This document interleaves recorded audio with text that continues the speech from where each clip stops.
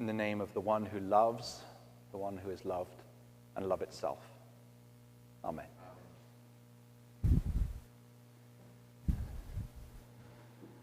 I've had this abiding image in my head this week, and I can't shift it. Peter goes to a local office supply store and buys a pack of index cards. There are 100 cards. He buys a Sharpie as well. He listened to Jesus talk last week on forgiving people in the church, and he's wrestling with this idea and thinking, oh, so we're forgiving now. Okay, I've got to work out a system. So he's got his index cards, 100. He's got his Sharpie. He thinks, I've got about 100 friends. I'm going to write their names in the top left-hand corner of each index card. And then I've got enough space on the front of the card to make 6 check marks. I'll keep track of how many times they wrong me. And then if I flip it over one more time, I'll make one big check mark on the back, and then that's done. That's got to be a fair system. Jesus has got to be okay with it. So he starts working on this. And I think Jesus is looking at him from across the way and sees the index cards and kind of sees the process on Peter's face and is beginning to work out what's going on. Peter looks up from his work and says, Jesus, how many times should I forgive? Is 7 good? Look, enough spaces on the index card. I can carry about 100 cards in my pocket. Is that good? Jesus looks at him, rolls his eyes, as he often does with Peter. Smiles for a moment, but then, with a slightly serious tone, says, no, Peter. 70 times 7. 70 times 7. Peter's scratching his head, doing some mental arithmetic. Jesus, that's 7,000 index cards. I can't possibly carry 7,000 index cards around. Please excuse my absurd image. The absurdity of the image is a part of the story, I think. It's a part of what Jesus is aiming at. As he looks at Peter, my fictional Peter, with his index cards in hand, he's saying, yes, of course, that's exactly the point. You can't carry that many index cards. You can't carry that much resentment. Just as Kathy told us in the intergenerational story, not forgiving people around you is like carrying a rock and expecting them to suffer for it. Put down the index cards, Peter. Put down the pen and step away from the Sharpie. Learn to really forgive. So Jesus tells a story. There is a slave who owes his master 10,000 talents. And he goes in and says, I can't possibly pay this back. And his master says, okay, on consideration, I understand that. I've done the math. I'm going to forgive you your debt. The slave goes outside, elated at this relief, this freedom he feels. But then he sees one of his fellow slaves who owes him 100 denarii, and he thinks, I need that to buy my lunch. So he goes and insists on getting that money. And the fellow slave can't pay it. So he throws him into jail. Okay. I didn't realize there was going to be quite so much math in this sermon, but there is. You should all have a notepad. There'll be a test at the end. But let me say this. When Jesus and Peter are talking about 7 and 70 times 7, they're not really talking about the numbers. Numbers had symbolic value in the ancient Near East. There's a Semitic tradition of numbers being metaphorical or symbolic or poetic. Jewish numerology would tell you that the number 7 is incredibly important. Let me tell you why. And I like this, and I will try not to go on, but I love the idea of numerology. The reason why 7 is a good number is because it's the combination of 2 other numbers. The number of the divine, which for some reason in the monotheistic religion of Judaism was 3, and the number of the world. Think the 4 corners of the earth, the 4 winds, the 4 compass points. The number of the world is 4. If you add together the number of the divine and the number of the world, all that's created, you get 7, a perfect number. The number 7 is symbolic of perfection, or completion. You actually get another perfect number. If you multiply 3 and 4 together, you get 12. And we'll come across 12 in different stories at different times of the year. But the number 7 in this story is important because what Peter might be saying is not, do I literally count off 7 times to forgive my friends, but do I completely forgive them? Do I forgive them totally? Or do I hold a bit back? And Jesus does an interesting thing with numerology. He takes the 7 and he multiplies it by 70. He's taking a 7 and a 7 and he's multiplying it. And in this symbolic way of using numbers, a multiplication like that simply intensifies the concept. He says, multiply 7 by 7 and then by 10, and then you get this kind of abundance of forgiveness. You get not just complete forgiveness, but a total, overwhelming abundance of forgiveness. Your forgiveness should be endless, like the forgiveness of God. That's what we're being told. In this story, the numbers don't mean the numbers.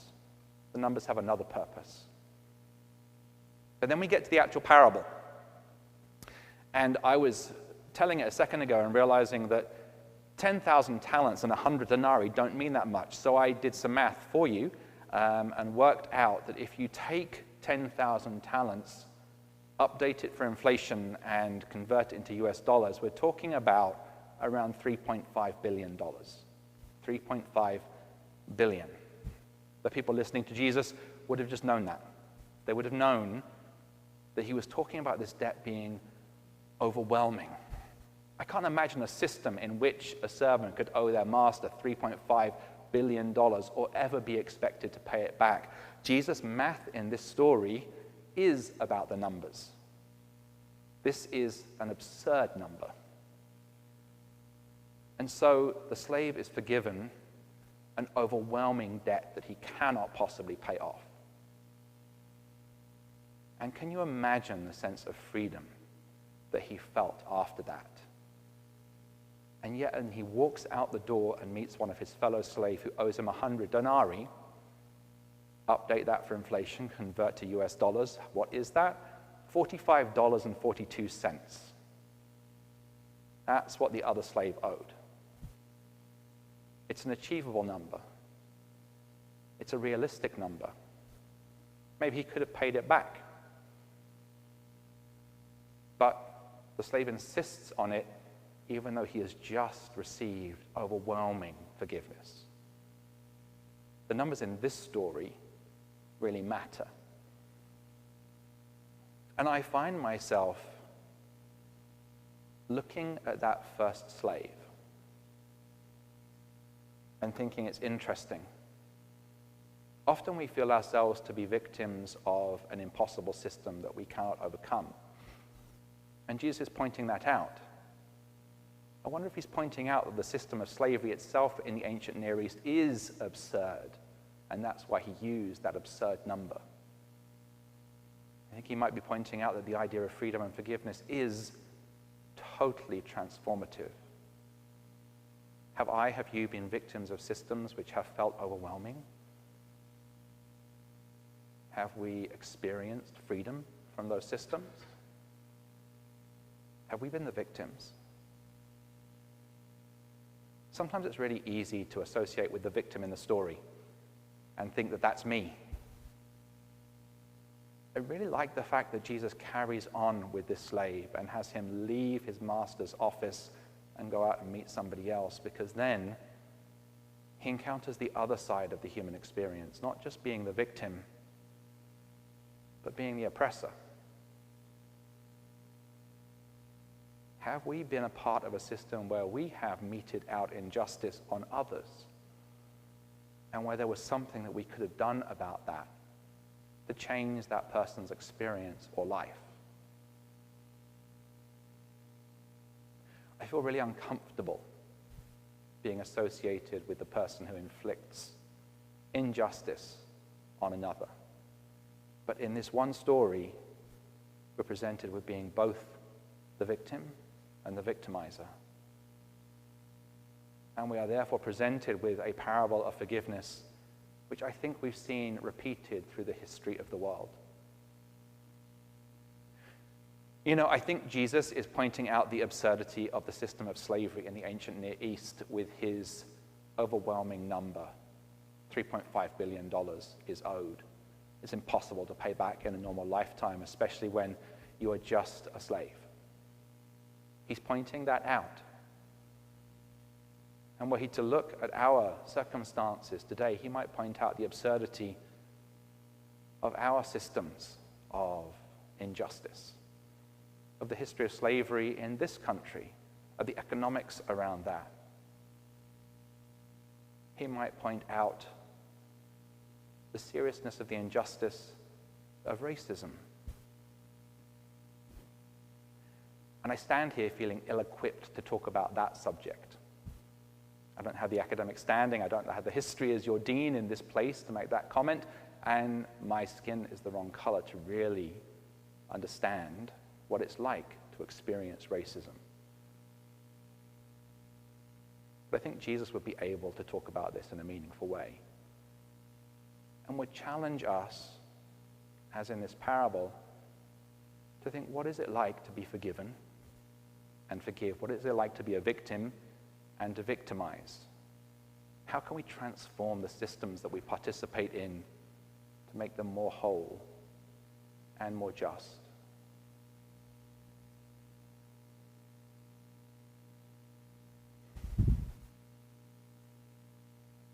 I don't know if there's enough forgiveness in the world to transform some of these systems. I don't know where I would find that forgiveness in my heart if I was a victim of that kind of system.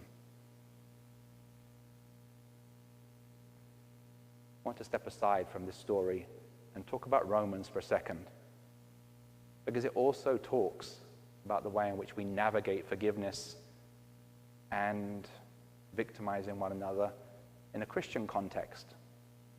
But I thought I'd try and explain what's going on in that particular letter to the Romans. It talks about eating and not eating, and it's a bit difficult to make sense of what that means.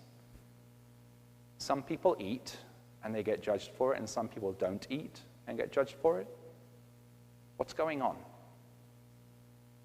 Well, in the ancient Near East, after the period of time when the diaspora happened, after Jerusalem was destroyed and Christians and Jews spread out across the ancient Near East, what they experienced was the habitual sacrificing of all food taken to the market to the idol at the entranceway of the market.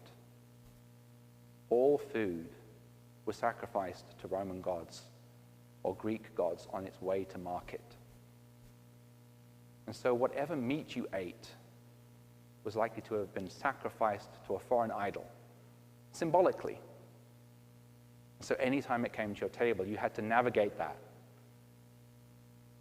Did you say grace to God? Did you acknowledge the fact that this food had been sacrificed to an idol first? What happened if you sat down with a group of other Christians and some of them ate the meat and some of them didn't eat the meat? Some felt incapable of eating the meat because it had been sacrificed to an idol, and some didn't feel, or some did feel capable of eating the meat. I wonder in that context if one group would judge the other harshly or not. So Paul is unpacking this idea and saying in this context, we should all be patient and forgiving with one another. Understand that everybody is wrestling with their conscience as well as they possibly can. Don't make this an issue to have a fight about. If somebody is eating, acknowledge that they may be eating to the glory of God. If somebody is refraining from eating, they're making a statement, and it's meaningful, and they're doing so to the glory of God. Find space in your hearts to forgive one another.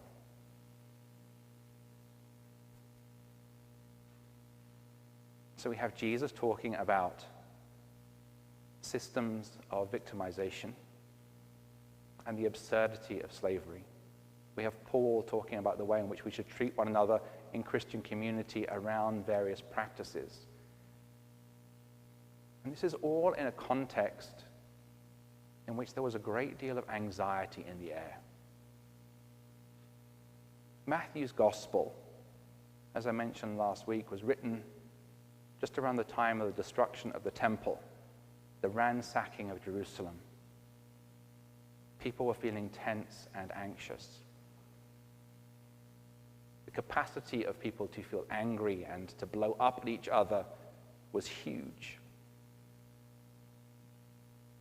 I think Matthew was aware of that, and he wanted to do things to help bind up the anxiety. And he knew that he had to teach people, using the words of Jesus, how to live in community with one another peaceably. I think he also knew that the capacity to forgive might be beyond some of his fellow Christians, just because they were facing so much. Imagine it for a moment.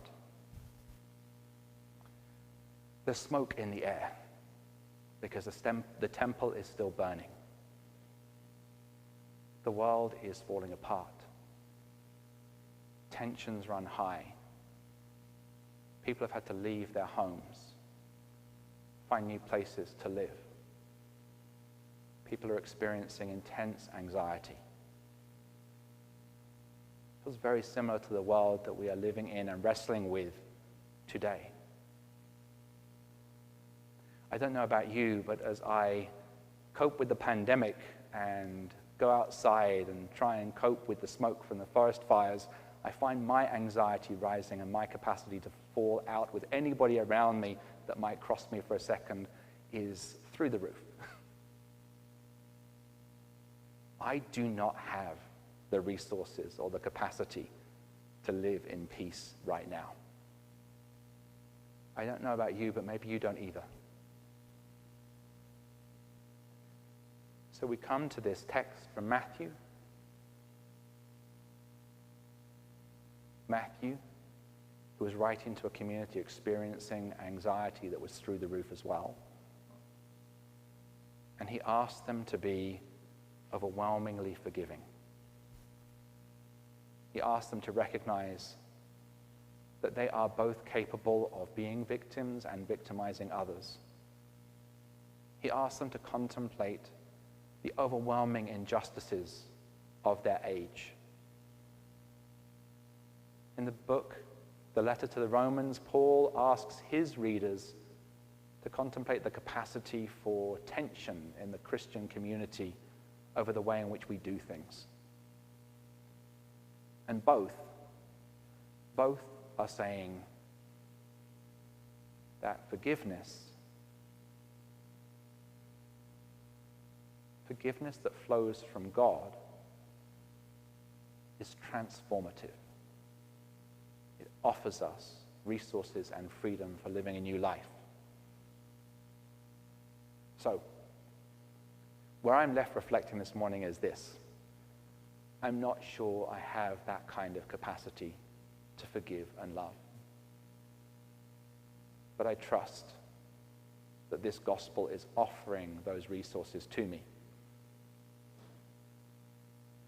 So I want to place my hand in the hand of the one who is doing the teaching today, Jesus himself, who says that the love and forgiveness of God is limitless. 70 times 7. $3.5 billion being forgiven just like that. I'm going to place my hand in his hand and ask him to forgive for me and through me and on my behalf. Amen.